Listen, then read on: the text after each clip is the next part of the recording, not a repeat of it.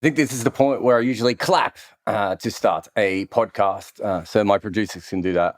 I can't clap. If you're looking on YouTube, you'll be able to see why.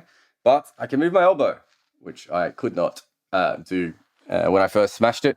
So good progress on that. New cast. My previous cast was up to my shoulder. So we've certainly moved down a fair bit when it comes to casts. And things are going quite well from that perspective, from my arm perspective. I don't know when I'll be writing again. It will take a little while, but feeling a lot better. I'm not tired all the time.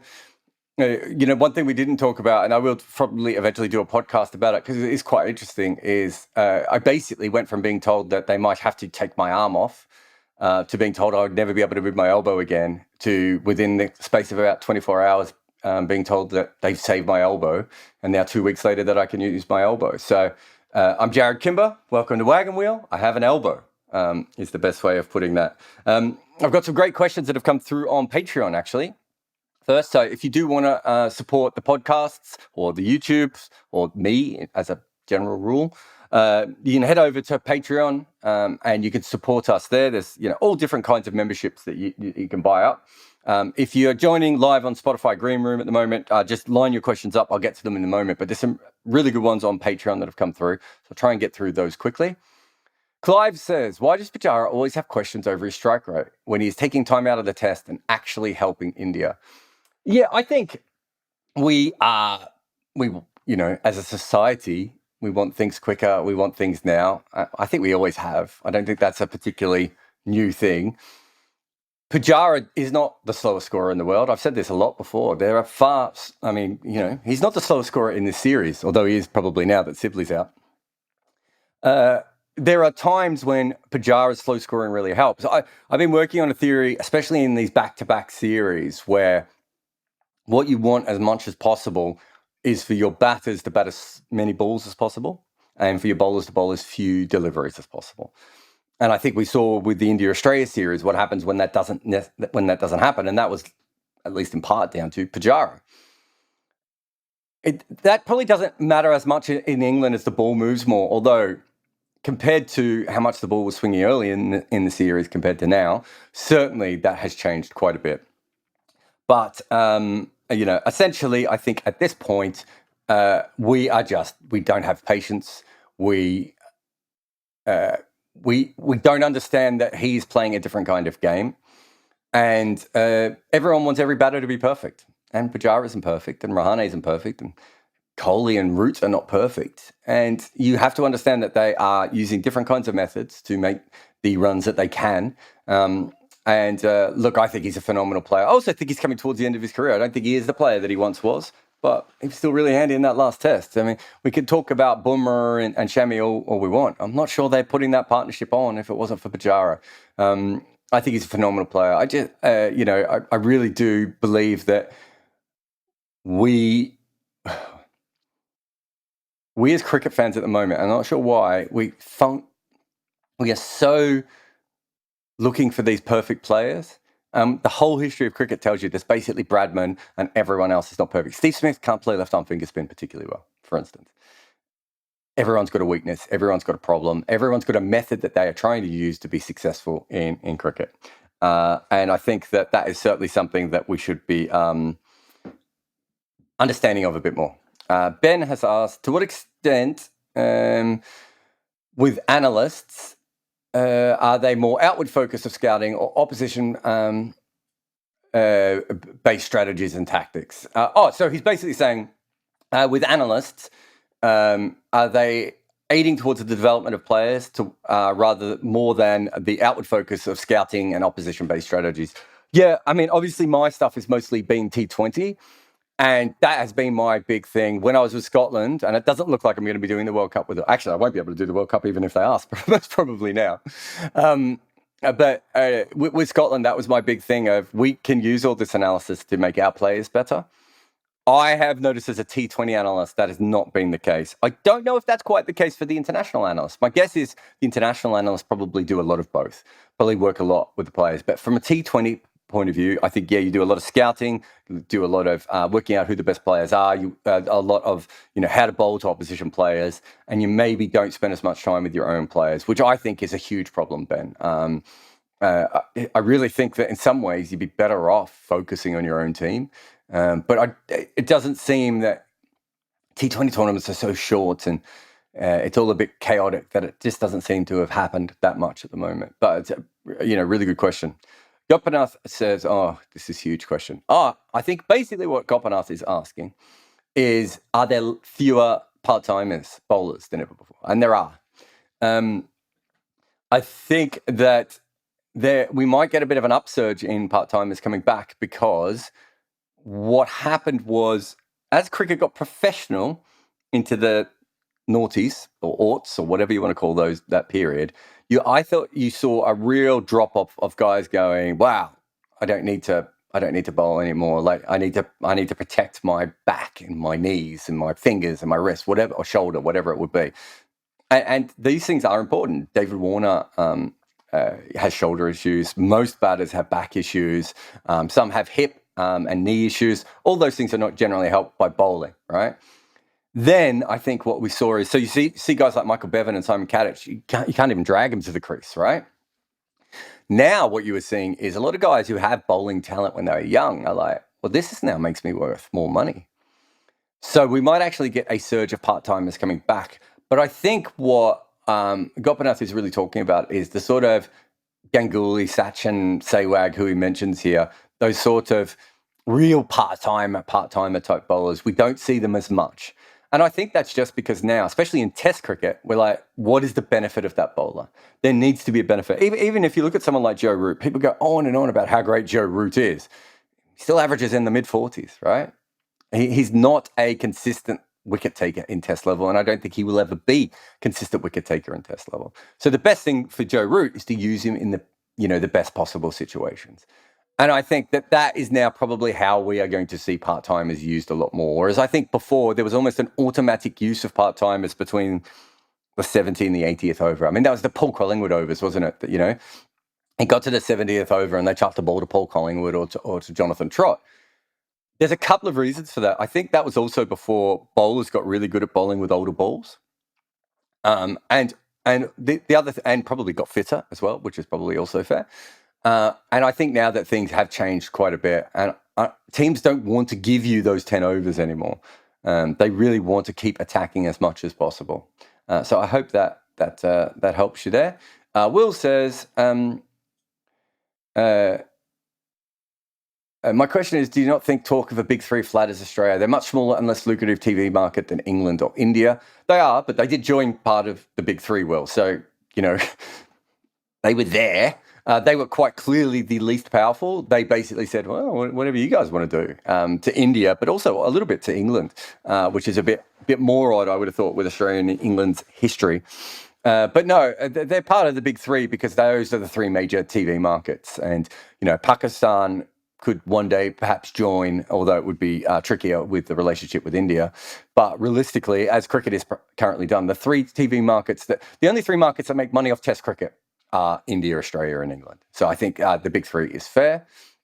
Ian Price wants to know if you would consider getting rid of leg byes. No, because I think the unintended consequences of getting rid of leg byes would mean that we would bowl differently. I think teams would bowl a lot more straight. I think if you only had two players behind square leg, there would be a lot of like fours going past, the wicket keeper. I think that it would ruin spinners. I think spinners would start to bowl really, really weird, maybe defensive lines again. I mean, this comes up over and over again, but I think the unintended consequences, I'd love it if like a tournament did it just to prove that it doesn't quite work. But my guess is it would be a disaster. But thank you for that one. Ian, Sedupt says, what exactly is Virat Kohli doing wrong so far on this tour? He keeps nicking off.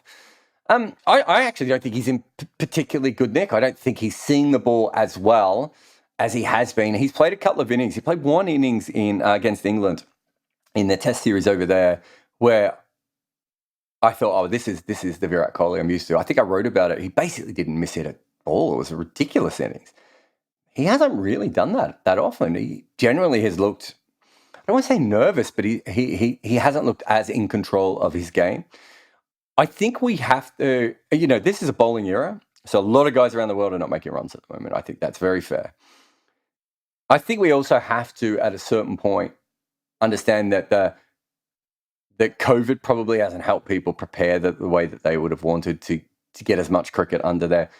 So there's probably going to be a fluctuating records for some players. Now that will help some players and it will hurt other players. But as far as why Virat Kohli is nicking off, he just seems to be pushing his hands a little bit at the ball at the moment. It'd be really interesting if he could fix that by the end of the series. Hamster says, are the cricket authorities guilty of sweeping racism under the carpet? He's talking about the Yorkshire thing.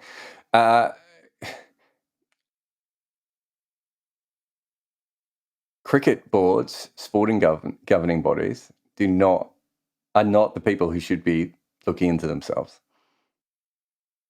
There's a famous story in cricket of a cricket board where a player went and said, I am guilty of match fixing. And the cricket board said, go away. We don't want that. We don't want that now. I think the ICC anti-corruption unit, the people that they have do a great job, but they don't really want to find anything. And I'm not talking about the investigators do, but the ICC don't want to find anything. Look at baseball. Baseball went out of its way in the second drugs era to, not be involved. Look at cricket. You want to stop ball tampering? Put a camera on the ball. Cricket boards, sporting boards don't want to do anything. Now, you add racism to that. Suddenly, when you talk about racism, you go from the back page to the front page very quickly. And, Azim Rafiq he was a cricketer I watched a lot when he was young and always thought he was massively talented and didn't quite understand. I think we're understanding it now of what has happened to him, but they don't want to deal with this. They want it to go away. Look at England's stupid black T-shirt thing. No one wants to deal with this. No one wants to deal with sexism and racism and politics within sport. They just want to put the sports on. And, it's very rare to have a league like the NBA where the players just were so vocal that the NBA was like, do you know what? Let's get on board with this. Generally, it's the opposite, isn't it? Everyone's trying to shut all this down. You don't want, some bald guy from Middle England getting angry that your players are taking a knee. That's one custom you may not get. And so, I think as a general rule, cricket authorities are guilty of sweeping anything under the rug that they don't want. And racism is clearly part of that. Yorkshire have made an absolute... Yorkshire could not have done this much worse. It's a real shame. It's a proud club. I think even outside of the racism, I think, having talked to a lot of people who've played at Yorkshire over the last 10 to 20 years, I think there've been a lot of issues there for a long time. Someone explained it to me recently that there was a whole generation of guys who sort of came up from the coal pits in Yorkshire, and they were tough, and they knew. The next generation pretended they were the exact same kind of people, even though they hadn't had that kind of background. And I think there's a toxic environment at Yorkshire and around Yorkshire cricket. And I think it's a shame because I think there's some great people up there. And I think they obviously are one of the most talented parts of English cricket. And I do think it's a real crying shame. But when it comes down to it, I think that I think that cricket boards and sporting bodies don't want to deal with this. And that's Yorkshire are trying to do everything they can to get away with it. And Azam Rafiq isn't letting them do it. That's brilliant from him. Probably far more important than anything he could have done on the field. And he was a talented young cricketer as well. And Ali says, how do IPL and other T20 teams quantify the importance of number 7 batters related to their bowling experience? And look, it's really interesting. I can't remember off the top of my head. Was it number 7s face about 8 balls per innings? But if you don't have a number 7 who can bat, you certainly look very poor. We've seen teams, Sydney Sixers tried Pat Cummins at number 7. I think Kyle Jamison's batted at number 7 for CB over the last little while. I think that if you look at the Australian team, they're going to go in with Agar at 7, Cummins at 8, and Stark at 9. You basically still don't have a frontline batter. Agar maybe, but I don't really see him as that in that position. And so I think there's always a bit of, unless you have Andre Russell or Sunil Narine when he was at the peak of his batting, you're generally going to have to do that. I don't know Ali specific. Every team is different, and the conditions are different, and sometimes you do it on different pitches. If you have a flatter pitch, you're probably more likely to have a bowler at number 7. And if you have a spicier pitch, you're probably more likely to have a batter at number 7. But there aren't that many Moeen Alis out there who can really stretch out your batting lineup. So what teams are trying to do now is trying to make sure that their 7, 8, and if possible, in franchise cricket, their 9 has some batting talent as well, so that they don't get caught out. But yeah, 7, there's a marked drop off at 7 in franchise cricket. So thank you very much to the Spotify questions. They were great. All right, let's get to the green room questions. Kausa. Yeah, Kausa. Oh my God, I was so hoping I got that right. Kausa. Yeah, no problem. It's okay.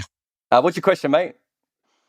Okay, the last week you were talking about that hero culture in Bangladesh. Okay, that's a complicated situation here. We have maybe hundreds of media,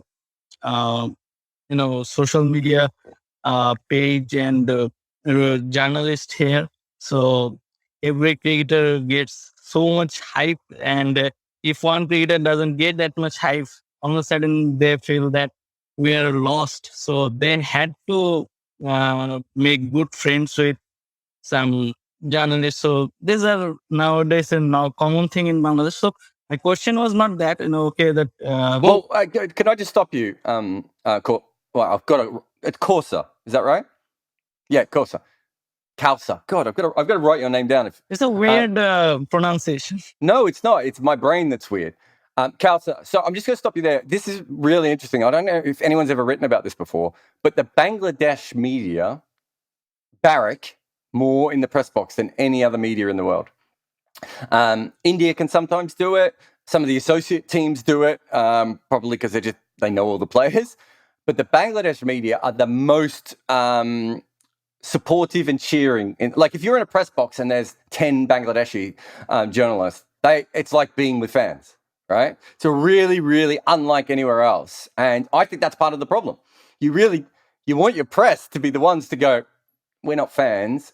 Not to say that they're not fans of the game or fans of the players, because all those things are fine. But what you really want is them to be able to say, Mahmudullah, like, mate, you haven't made 100 for 25 games. You're still strutting around here. Let's write a piece about that, right? And I think that so far that has been a problem within the Bangladesh cricket culture. But sorry, what was your question? Yeah, there was an incident that Mustafiz doesn't give interviews nowadays to journalists. So journalist really bashes him that, once in the last year maybe said that Mustafiz will never come back. This type of pressure on cricketers also made so that they had to become good friends with, I think, journalists. Okay, the thing was Shakib. Shakib is now in his last 2 or 3 years of cricket. I had been following so much that all-time 11 or the 11 or 20 first century. So on that debate, on their conversation, many of the time that when Shakib comes, most of the incident, I feel that they don't feel that he can be in the first 11, and I also understand why they feel it, because all of a sudden you feel that Shakib always played at number 5, but Shakib doesn't like to bat come at the 30th over, 31st over, 30th over. He always likes to bat at after the power play in ODI cricket. So he told that in an interview in 2016 when the team was growing and becoming a good team. He felt that I can't bat at number 5 because before, when I bat at number 5, I had to come at after 10 overs. Now the team has improved.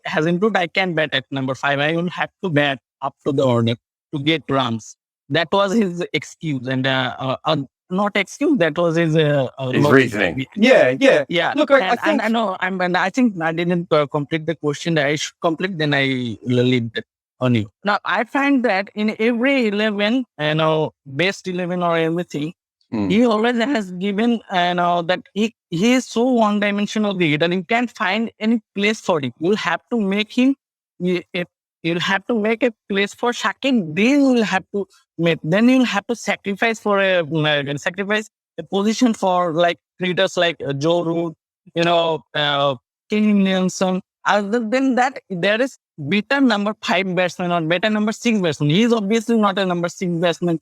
ODI cricket. He can't whack the ball like Ben Stokes or Andrew Russell or anybody in ODI format. So it's a really complicated situation. I feel that No, I got you. I think I know what your question is. Number second player for you.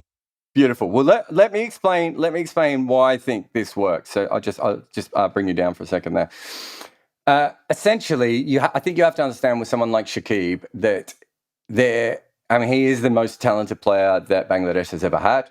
He might be the most talented player that Bangladesh has had for 10 or 15 years. For the next 10 or 15 years. I don't think people actually have ever fully understood what an incredible cricketer he is.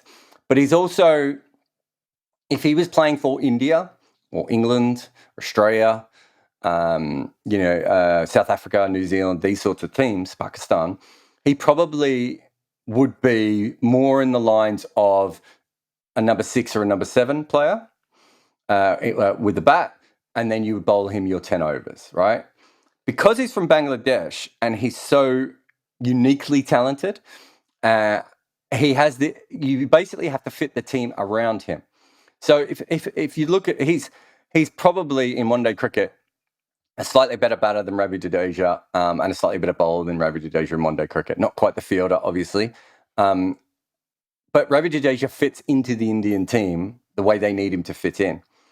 Because Shakib is more talented, you have to fit the team around Shakib because he is so talented. Now, there are players like this that have obvious flaws, as you said. The reason he doesn't want to bat down the order is he doesn't want to come in and just whack the ball because he probably doesn't have the power he did was about 10 years ago when he could do that. And he is a flawed batter. He really should be a number 6 or a number 7. But for Bangladesh, they've had to push him up the order and make him into a top order player as much as possible. There's almost like, you see really talented players like this all the time. And what you have to do with a player like him, I support Denver Nuggets. We've got Nikola Jokic. Now, incredible player, the Joker is. But because he's a 7-foot player who can't defend the rim, it means that every decision that Denver make has to be around him. Now, you're right that is not an ideal situation for Shakib to be in. It would be much better if Shakib would bat. He's not as good a bat as Joe Root or Kane Williamson. He's not even close to their kind of level. But because of the way that he could transform Bangladesh's team, what you really want to be able to do is use him to his maximum, because his maximum is still going to be averaging probably 40 in one-day cricket, and he can hit the ball at a strike rate of 85 probably more often than not. And he's not going to be able to come in and get the power runs later on. That is, I think, the best use of someone like him. So I understand why you're frustrated, but I think you have to understand that when you have a player who is that talented and has the ability to transform your team, you're better off, if you can, to play around them rather than make them do all the stuff. So if you look at the opposite of that is England, where it's like Ben Stokes' absolute best position is probably batting 6, so he can bowl 20 overs or 25 overs a test, 30 overs a test. They can't do that. He has to bat 5. He might end up batting 3, right? And then they might not get the most out of Ben Stokes that they could. But that is because they're trying to like bend Ben Stokes into every different direction. What Shakib is saying is, get me in early, let me play through the middle of the innings, and then other people can play around me. That is my best position. It will allow us to get the most out of me. And he knows that he's too flawed to be able to the way that Ben Stokes, you could throw Ben Stokes in at 5 or 6 or 7 and he could play that role, or you could throw him in at 3 and play that role. Shakib's just not at that level anymore. He missed some cricket. He's not the hitter of the ball he once was. So it's a great question, mate. Thank you very much. Now, I think Kyle is back. Kyle, you there? Kyle? You got me on mute, Kyle. Can you hear me? Yeah, how you doing, mate? Sorry about that. First time using the Green Room app. That's fine. So I'm a lifelong baseball fan, but I've been following cricket the last few years. Actually, Beautiful. I've really been enjoying your videos about cricket analytics. Cheers. It seems to be following where baseball was about 20 years ago, changing from focusing on traditional counting stats like average to stats that more focused on players' actual value. And the last few years, baseball's had another evolution with focusing on spin rate of balls and fielding placements based on batters' trends. How far do you think cricket is away from getting to those type of analytics? And how do you see cricket analytics advancing in professionalism and usage or efficiency? All right. Well, the first thing is that cricket has been massively behind baseball in so many things. But oh my God, how did no one in baseball for like 70 years realize that the best thing to do is to move the field? Carl. I remember I talked to Ben Lindbergh on his podcast, and I was like, "What on earth were you guys watching?" Like, it's quite clear that a player can either pull or he slice or he hits down the middle. Like in baseball, you could see it. We all watch golf. You don't even have to go to cricket. You can watch golfers, and you realize that this happens, right? And they did it for what's his name? Is it Ted Williams? Am I right? Yeah, Carl? Ted Williams. Yeah. They did it for him in the 50s and it worked and they stopped doing it, right? It's incredible sometimes how stupid sport can be. Don't get me started on basketballers not doing the underhand method for free throws as well. But you're right. I think so. What happened in cricket was around when Moneyball came out, it was a big, I won't say big movement, actually. A very small movement in cricket. You had guys like Tunga working with Cricket Australia. You had video analysts coming into the game. And a lot of them tried to take this stuff, but they didn't have the ball-by-ball stuff. And that's obviously where it changed. So then ball-by-ball basically swept in through the IPL. So Rajasthan used it a little bit in their first year. Probably by 2010, 2011, England, India, and most of the IPL teams were using some sort of ball-by-ball data. You now have guys all over the line, people like me using it. So that's the big sweep through. What baseball's advantage is that, forget the spin rate for a minute, but they can track every game because baseball is owned by MLB, right? So they put up a camera and they do spatial tracking of all the fielders, and they have all the navigation software for the pitches, and that is then spread out to everyone, and that was a huge advantage. Cricket is like a million different leagues, Kyle. So that's where our problem comes. I talked to the Big Bash in 2018. Talked to Anthony Everard. I had a really good chat with him. And I said, why on earth are you not just putting up spatial tracking cameras? It would help Cricket Australia in a heartbeat. We'd know where every fielder is. We'd understand fielding on a level we've never ever felt before. We'd be able to work out, so balls hit to long on, and players take two, okay? Is that the captain put the fielder in the wrong position? Was the fielder slow off the mark? Was the throw wrong? Did he throw to the wrong end? We can work all that out with algorithms, right? And it's easy, but it needs investment, and one league needs to do it. Now, why no one has done it, I don't know. So that was 2017, I talked to the Big Bash. I was told in 2018, the IPL were going to do it. They haven't done it. And then the 100 told me, Jarrod, just give us all your ideas and we'll use them. Nothing is happening in the 100, right? The only thing they've done is the spin rate. But if you notice when you watch the 100, they use the spin rate for the spinners only. And I actually think it's useless. Well, it's not useless for the spinners. It's handy for the spinners. It's really, the spin rate is more important for fast bowlers, as you know from baseball. So I think the problem here is that no one runs the game. And so there is no board who can do this. But there are leagues that can do it. Look, I've talked to IPL teams about this. I've talked to CPL teams about this. I don't think we're far away from a couple of owners getting together and going, okay, let's do this. But if you go back, Kyle, I wrote a piece for Cricinfo maybe about a year back now where I talked about all the different things that we could use in T20 cricket. Off the top of my head, it costs about $5,000 to get one of those woodpecker cameras. I've now forgotten the name of them, but they're the cameras that the baseball guys use. Driveline Baseball sort of pioneered them in America, and now almost every Major League Baseball team has. What I want more than anything in the world is to get Benny Howell and Pat Brown and Mustafizur Rahman and Tamal Mills in front of those cameras, literally see what these guys are doing. Like even if you go down to Mohammad Siraj, how the fuck is he moving the ball so much at the moment, right? Someone just put a video up. I forget who it was on. A still of it up on Twitter, and he is cutting the ball sideways without breaking his wrist. What is he doing differently? All those cameras can help. And that's what you're talking about. That's that next level. And there's a great book by Ben Lindbergh. It's called The MVP Machine. I forget his co-author, which is annoying. You read that and you realize what baseball has done. And like, if it was me, I would hand that out to every owner and every general manager and every head coach of every franchise and national team in the world and say, guys, we're not even talking millions of dollars here. We're just talking about smart investments.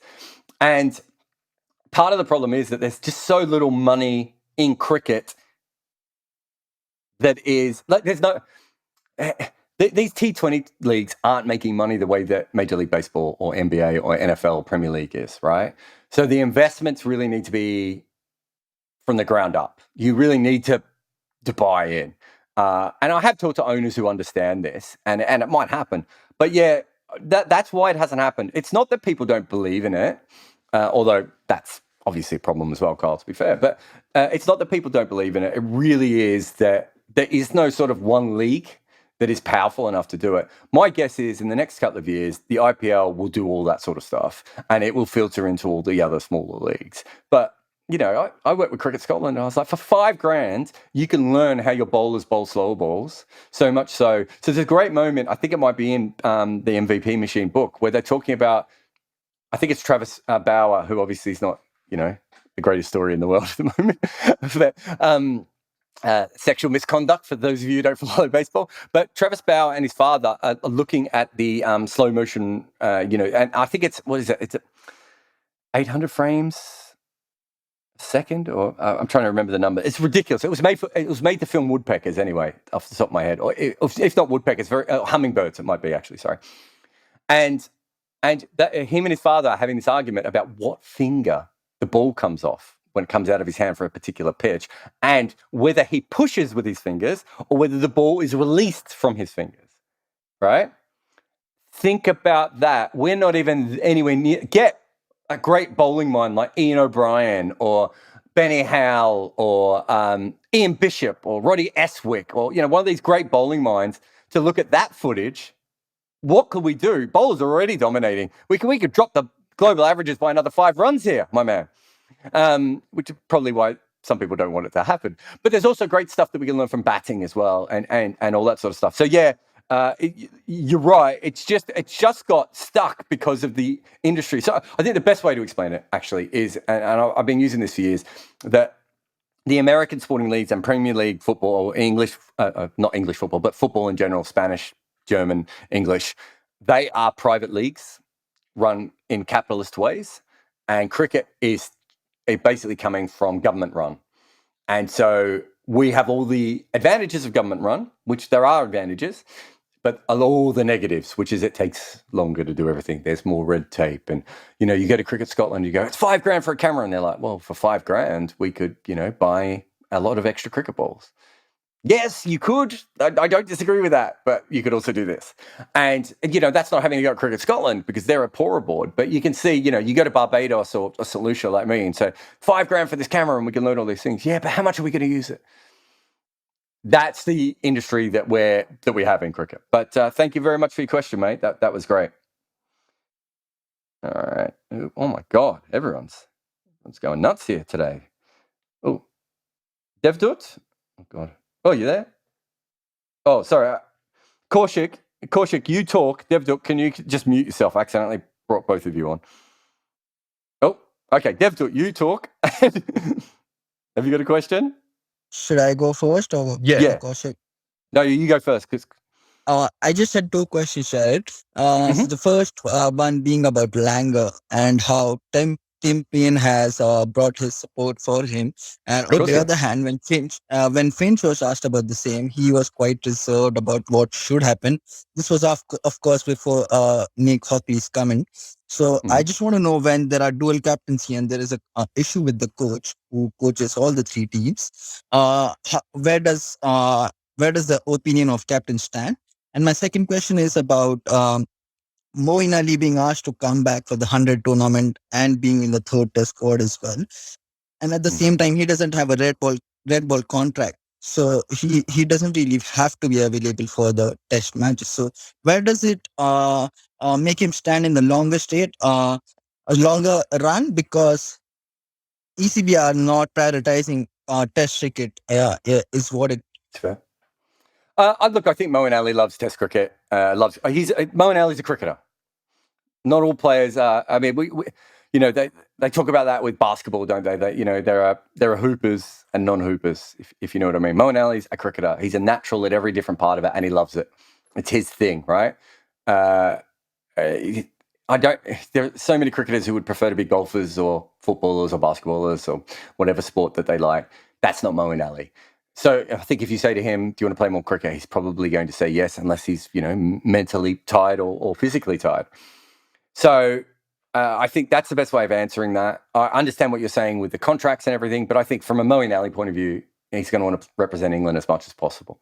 So it's tough for him, but I also think that, I mean, there's a certain point where we have to accept that these cricketers are doing this all the time now anyway, and we use it as an excuse when they fail, and it is an excuse when they fail to a certain point, but it is also part of modern cricket. The ability to go from one format to another is literally part of the game now. The Justin Langer, Tim Payne, Aaron Finch thing's quite interesting. There's a power vacuum in Australian cricket in many different ways. Langer is probably one of the most powerful coaches Australia's ever had, but Australia still doesn't quite put coaches up on that sort of elevated level. Tim Payne is still seen as sort of a fragile player who may get dropped at any time, who an accidental captain, as great a job as he's done. And look, I didn't think he'd be able to even play at this level consistently at his age, considering, what happened to his hand. And so I think that's certainly something with Tim Payne. Aaron Finch is... unlike Owen Morgan, no Australian white ball captain has ever been that powerful, just because the test captaincy is such a big deal, but also because, Aaron Finch hasn't had the success that he can do what Owen Morgan's done and drag things forward. It's an interesting thing. What I would say about Langer is that I didn't believe he should have been picked as a coach at the time. I don't think he's been a particularly good coach throughout his run, even when Australia have been winning. I don't think he is the right coach for this era of players, and I don't think the players have particularly wanted him.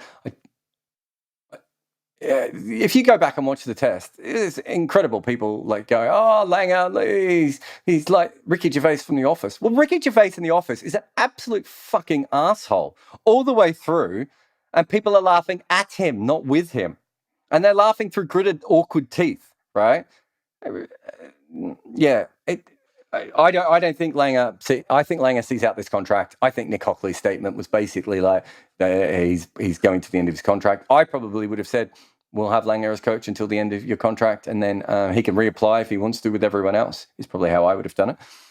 But yeah, there's a big power vacuum kind of within Australian cricket. There isn't that one strong figure anymore. Steve Smith's obviously been diminished a little bit. James Sutherland's not even there. There's no real person there. So I think everyone is free to have their say at the moment. And if you're one of Langer's friends, you'll defend him. And if you're not, I think there's a lot of people. Look, I've always been a skeptic when it comes to Justin Langer. Go back and have a look at some of my previous record. He got picked largely to coach Australia on the back of the Perth Scorchers. And that he was basically cheating how he put together the roster. And I don't use that word flippantly. They were cheating. The Big Bash rules to be able to put together an incredible roster, which won them a lot of Big Bashes. And they were a brilliant team, one of my favorite teams to watch.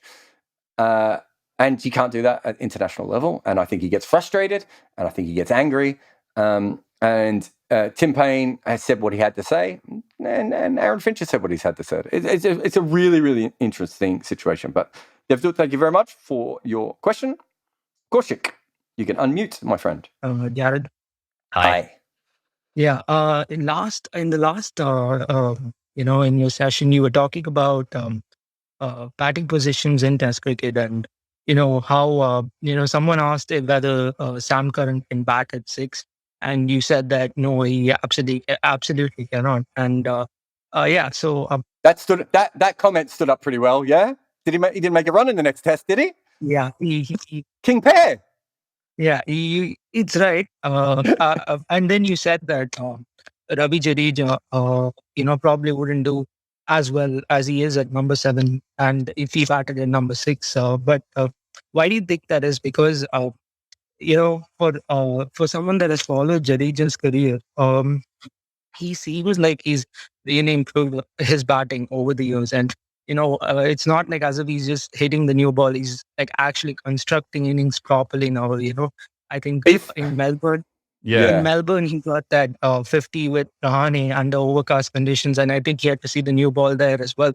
And I think if you look at his innings, they're still plucky 30s and handy 50s and clever 70s, right? Yeah. I'm not sure they are top order innings. What they are is a player who's very talented making runs compared to what a top order player would do. So he's hanging around for long enough and then cashing in quite often at the end. There's a difference between that and making an innings. And I think that if you go back and look at what you're talking about, what he does is quite often is he hangs around for a long time, gets himself set, and then starts to make runs. There's a difference between that and say, I'm just going to pick a name at random, like Ian Bell, right? Ian Bell is like, okay, I'm going to do this now. I'm going to do this now. I'm going to attack this bowler. What Ravi Jadeja is doing is very one-dimensional. It's very Dan Vittori, which is, I'm going to hang in, I'm going to hang in, I'm going to hang in. I'm going to make runs any way I can.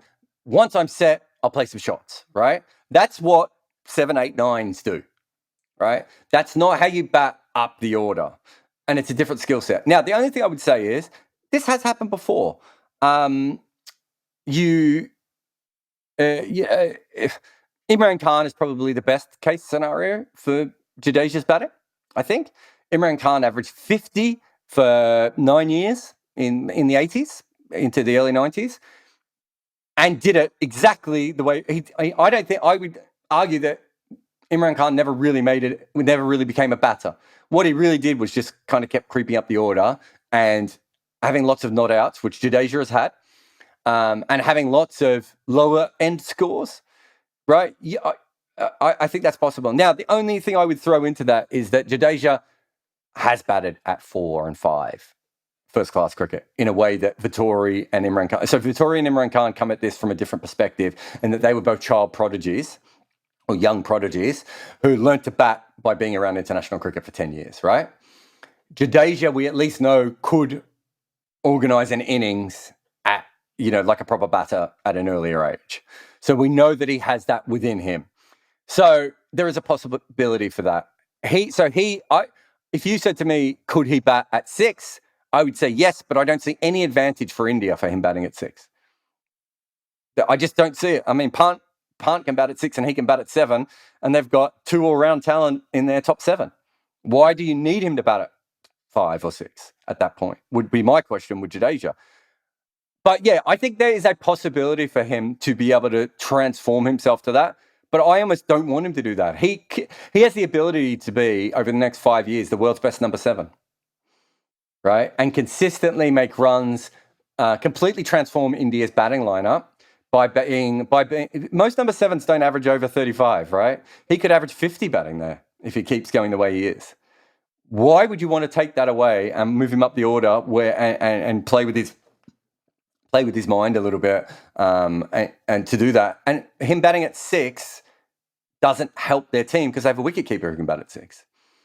I just think that Pant at 6, Jadeja at 7 is such a great 1-2 shot. I don't see why you would change that for anything. But there is a possibility that, he has a sort of Imran Khan type career where he changes his batting. He's never going to be... If you look at it, and people talk about Steve Smith a lot in this situation, but Steve Smith grew up as a batter, right? But if you look at Mark Richardson and Ravi Shastri, Mark Richardson never really developed to be a batter. He basically was a really good number 10 who became an opening batter who played the exact same way. I'm going to take as many balls as possible. It's very rare to learn batting skills. Azhar Ali is a really good example of this, actually. Azhar Ali and Mark Richardson are very similar. I don't think either of them particularly think like batters. They're just very good at taking every ball on its merit. Azhar Ali hits the ball to the fielders more than anyone I've ever seen. My God, I mean, mid-off must just be bored of Azhar Ali when he's out there, right? Because he doesn't have the ability to go, I'm just going to hit this wide of this fielder now. He can hit every ball dead straight. And he's incredible at what he does, and as was Mark Richardson. Ravi Shastri, I think, was slightly different in that particular situation. But there aren't that many guys who learn the art of batting. They quite often learn how to hang around longer. Jadeja has the ability, perhaps, to be able to do that, but I don't see how him batting up the order really is necessary for India. They have so many great batting talents. Who are better than him? Who can construct better innings? Who can be more destructive? They're not going to be able to find many better number sevens than him, though. He's absolutely perfect number 7. And if Washington Sundar, continues to grow, or Ashwin sticks around, then you've got a great number 8 as well. I just think that, and Akshar as well. There's so much talent there. I just don't think I don't think you necessarily need to worry about that. But great question, Kaushik, and thank you for muting yourself when I accidentally brought you up. Oh God, who did I bring up here? Oh no, I think I just hung up on someone and took them off the requests. I don't know who that was now, but that person's gone. Giant, how you doing? Yeah, I'm good, thanks, Jarrod. How are you? Yeah, not too bad. What's your question? So I'm just asking about basically the Indian middle order. I mean, when is the point when we start to worry about Kohli, Pujara, and Rahane's form, or do we not need to at all? Because my kind of worry is that I don't think that in this squad for the current series, it's any real replacements for them. I know we've got Sky, Prithvi Shaw, but I'm also not confident about their ability stepping into what's still a really good England attack and face in England. Yeah, I'm not. I don't worry about form. I worry about whether Rahane and Pujara can continue to be the players they need to be. In Pujara's case, I just don't think he can be that player anymore. I think we've had a natural slowing down of his talent. I think he'll still be a wonderful player at first class level if he wants to. And, if he ever wants to be a batting coach, I think everyone in the world will probably hire him in a heartbeat, especially for red ball cricket, maybe not so much white ball cricket. Rahane, I'm not as worried about. I think he's still a good age. I think he's got quite a few years within him. He's trended down a little bit, but he's trended down at the exact. Rahane's a great player of the red fast ball, right? And this is an era where what I've been calling it the pace pandemic, where no one can play pace bowling anymore. And his average has dipped at the exact same time that the global average has dipped. So I'm not too worried about him at all. Kohli, absolutely. I mean, you can't drop Kohli, so it doesn't matter. You can't drop a player of that talent. He's going to work it out or he's not going to work it out. And in a series like this, if him or Steve Smith or Joe Root has a bad series, you just have to take it on the chin because they have so many good series. So yeah, I wouldn't make any moves. The only one I would wonder about is, can they bring back another opener and maybe try KL Rahul or try someone perhaps at first drop? I don't know. I know Pujara only made, what did he make, 40 the other day? It was 40 off 200 balls. It was such an important 40 when you think about it. When you have to factor in those 200 balls, when you look at how tired England look when they're bowling at India's tail, right? That's where Pujara has incredible value. No one else has taken 200 balls out of that game, right? And I would be willing to keep going with him, but everything that we have on the history of Pujara says he's not going to make any runs in England. It doesn't do it in county level. It doesn't do it in international level. He's just never made runs in England. So I could see why they might make a change there. But I don't think that, you're going to bring someone in and that person's going to make 300s in a row or anything like that.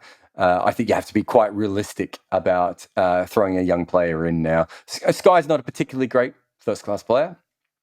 Obviously, Prithvi Shaw's an incredible natural talent. I think he can make it as a test player.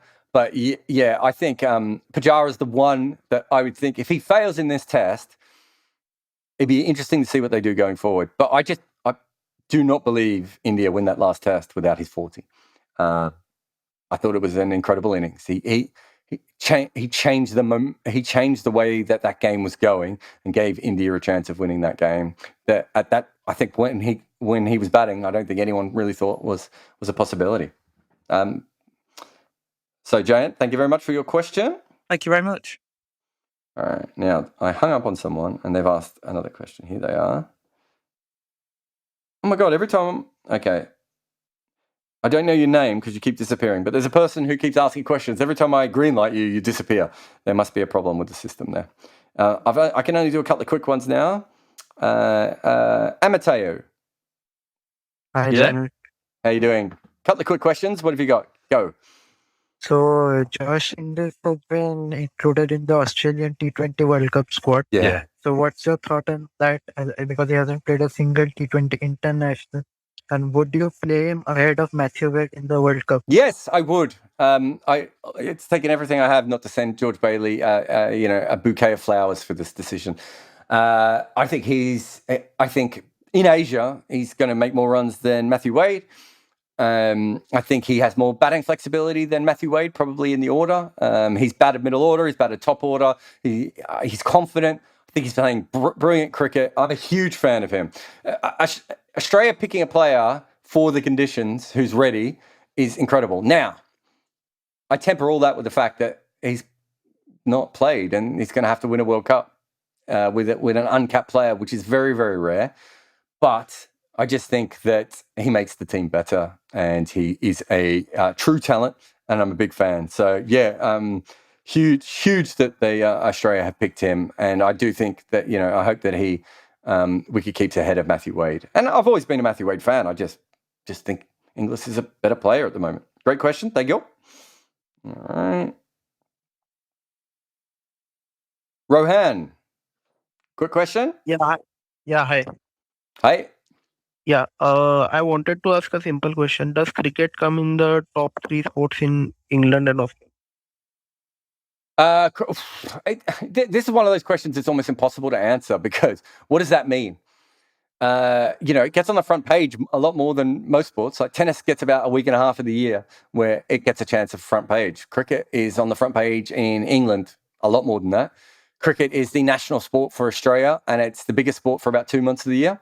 The rest of the year, Aussie rules is the biggest sport and rugby league is probably a bigger sport than most of that time. So no, but does it have to be?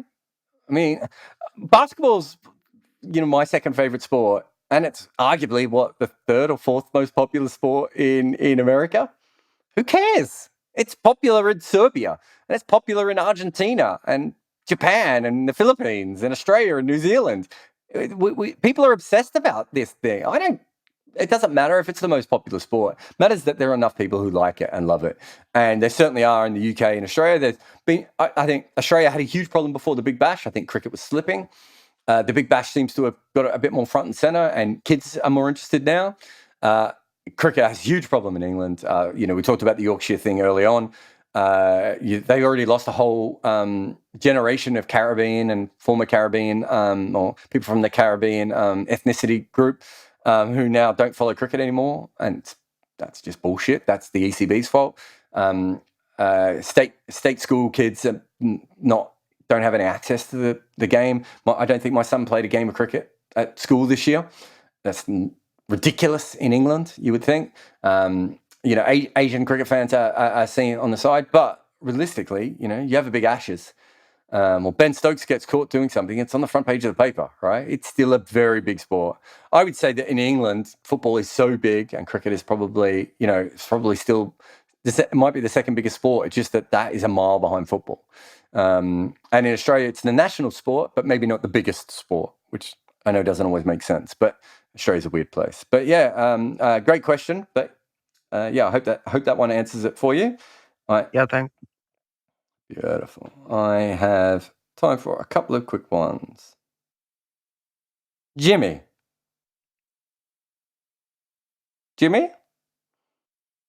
Hi, Jared. Hi. I've 2 quick questions. So you got the second last question. You're audible. Okay. So, I wanted to ask that after the retirement of Shane Warne, Mhm. why aren't we seeing good quality leg spinners in the red ball circuit anymore? You can't. Oh, this is such an annoying question. Let me complete. Let me complete. It's not at least not the level of Shane Warne, but at least good leg spinners. We had Shane Warne, McGill, and Anil Kumble, but now we aren't seeing any good quality leg spinners in red ball cricket. But in Yeah. limited Okay. times, there are a lot of leg spinners around, but very few finger spinners. Very hard to answer this. Yeah, very hard to answer this quickly. But let me start with this. Before Shane Warne, in the 50 years before him, how many good leg spinners were there around? I mean, there were. I mean, one Pakistan's. They were good leg spinners. Abdul Qadir. Yeah. Abdul Qadir, yes. Yeah. And we had Ahmed and Beno Abdul Qadir. as well. Richie Beno finished in the 60s, right? We had and So no, but just listen to what you've just said. You've then, I said before that, where were the good leg spinners? You picked two. One played in the 80s and one played in the 60s, right? We had an incredible era where a bunch of really good leg spinners came through. Partly because of Shane Warne, I think teams started picking leg spinners a little bit more as well. So you had people like, you might forget, but guys like Brian Strang played and Ian Salisbury played, right? All those guys, I think, were partly because of Shane Warne and Anil Kumble, I suppose, to a certain extent as well. Stuart McGill probably plays 10 tests if it isn't for Warne, realistically. I mean, people think that Warne stopped him from playing. I'm not sure McGill was a leg spinner from Perth. He wouldn't have even got any games. He wouldn't have even got headhunted by New South Wales if leg spin wasn't popular at a certain point. The most important thing is that leg spin is incredibly hard, and that Shane Warne, Stuart McGill, Anil Kumble, Mushtaq Ahmed were four of the best 20 leg spinners we've ever had all at one time. We don't have... Imran Tahir is an incredible leg spinner, and he's not in their class, right? The second thing is that the white ball comes through, and the ability to spin the ball in both directions is far more important. The thing that you want to be able to do really well in red ball cricket is have a great stock ball. You want your normal ball to be so good that it is constantly threatening. Whether you're a seam bowler, a finger spinner, a wrist spinner, it doesn't matter. You want your normal ball to be really, really good and constantly threatening. In white ball cricket, that's not what you want. You want the ability that the other players can't line you up, especially in T20 cricket, that the other players can't line you up and they're not sure which way the ball is going to go. Wrong uns just are not as important in red ball cricket as they are in white ball cricket. And so I think there are probably Rashid Khan, Adil Rashid, Shadab Khan, all these sorts of guys, Zampa. If they'd come through in the 90s, I think they all would have been probably slightly better red ball bowlers. I'm not sure any of them would have been on the quality of what you're talking about. Maybe Imran Tahir's the only one that is different because at his best probably could have got to that level. But for the rest of them, they are working on all these different skills and everything that they need. I still think that Rashid Khan, if Rashid Khan was playing for India or New Zealand, I still think he would be a great test match bowler. I'm not sure I feel that way about kind of any of the other guys coming through. Lamashani, Sandeep Lamashani, I think he's a really good leg spinner. I don't think he would be a great test leg spinner, though. And this is the thing. We haven't had many in the history of the game. It's a really hard thing to do. And T20 cricket makes it a lot easier. And even one-day cricket makes it a lot easier. And the skills are much more transferable there. Guys like Adam Zampa and Mitchell Swepson, will they be able to do good in red ball cricket if they are back in the Australian team? I don't think Zampa would ever be a good test match bowler. Swepson, maybe a little bit more is a possibility. I just don't know if he would. That is practical because I just don't know. They have to look. They have to look for someone beyond. They have to look beyond him at some time in the future. So.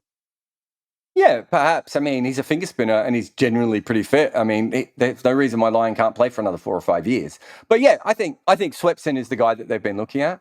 But yeah, I don't know if anyone's going to be working on those skills enough going forward. But a very good question. Sorry, I'm just running out of time to be able to answer that. But thank you, Jimmy. And let us see who we have left. All right, last question. And Raj. Oh, hi, Jared. My question is loosely based on the county cricket.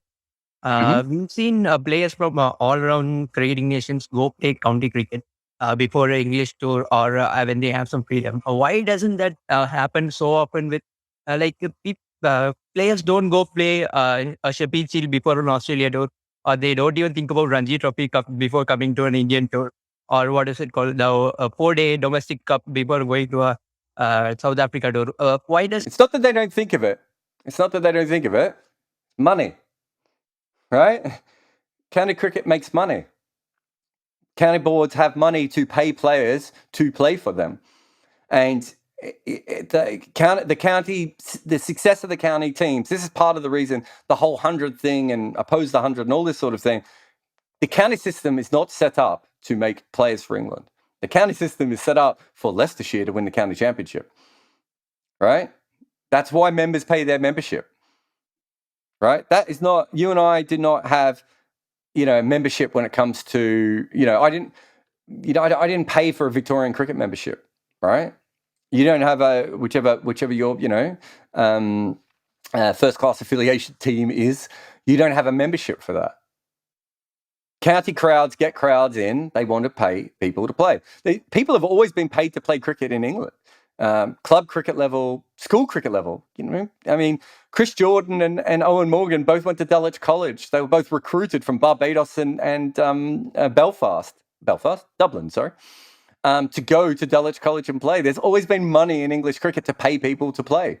That's why it happens. Very occasionally, if you have a look, I reckon Steve Harmison might have played some first-class cricket in South Africa before a tour. Occasionally in New Zealand, they do it. I think Jimmy Anderson, didn't he play for Auckland or Wellington? Someone like that at one stage. It has happened, but it's not set up for that. Then you've got the politics of it.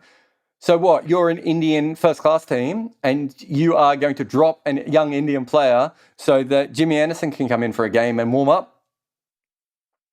There's politics in that, right? But it doesn't matter in county cricket because the county team's trying to win. It's completely different. That's not what Sheffield Shield is set up for. Does that make sense? Yeah, I get it. Beautiful. Great question and a great way to finish. Thank you to everyone for their questions. This is really good. I was planning on doing a shorter chat, but we went very long. Thank you for all the support for my arm. As I said, if this podcast, it goes out on our Red Inca channel. You can also see it on YouTube if you want to see me smiling and moving my arm. Hey. And you can support us there. Patreon, if you want to support the podcast, you can go over to Patreon and help support us there. I just want to finish up with something. A thank you to someone. And if you watch this on YouTube, you'll probably be able to see it. But a young Indian, I think he's Indian, a young cricket fan anyway, made a video about my video styles, which he put up on Instagram. So we're just going to tack that on to the end here. A big shout out to him. You can follow him on Instagram. But thank you to everyone for your questions. I really the quality of questions in these Spotify green rooms are great. So thank you to people who sent them through on Patreon before. Thank you to everyone who came through today. There are plenty of different ways to do this, and you can follow us up. We've got some really good videos coming up as well. If you're watching this on YouTube, you'll be able to watch the something coming up. But I've got a really, really good video on a mistake that an umpire made recently, which is quite funny, and a bunch of other videos coming up as well. But thank you very much. I am and have been and will continue to be Jarrod Kimber. You're listening to Wagon Wheel on Red Inca, YouTube, and all the different places and Spotify Green Room, where people have turned up today to ask their questions. Thank you very much, and goodbye.